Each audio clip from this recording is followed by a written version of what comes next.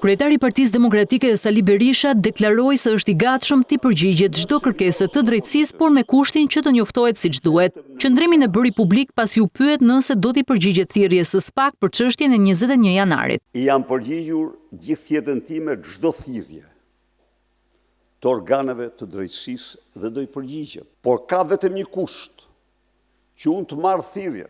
Në konferencën e përditshme, Kreu Demokrate cilësoi çështjen e 21 janarit si të politizuar dhe të përdorur për propagandë, ndërsa akuzoi rivalin politik për pengim të hetimit. Kjo çështje përdoret për propagandë, ishte Edi Rama. Referojeni pak, ai i solli, dhe i solli në protestën më të dhunshme në historinë e vendit. Berisha foli dhe për atentatin ku u vra Gilmando Dani, i njohur si krau i djathtë i Emiliano Shullazit, duke e konsideruar ngjarjen tregues të përkeqësimit të sigurisë në vend.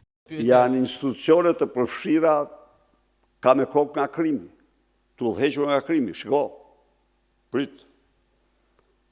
Ja ku arrin fuqia e bandës. Fuqia e bandës, jo vetëm vesh